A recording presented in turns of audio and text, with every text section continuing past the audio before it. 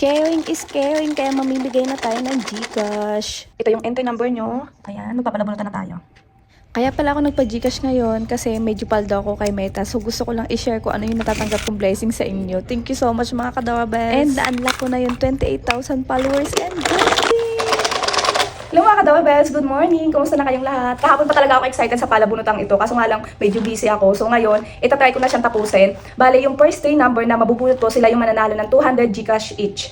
Sa mga hindi naka-join for this palabunutan, maybe next time. Kasi last time nag-post ako about dito na kung sino yung may mga badge ng top pan at rising pan, siya yung makaka-qualify sa palabunutan. So advance congratulations mga kadawabels and thank you for the loving support!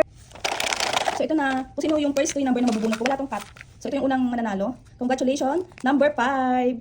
And then, bubunot ulit ako. Ito na yung pangalawa. Congratulations, number 32. And then the last one, the last one, congratulations, number 24. So ito yung mananalo.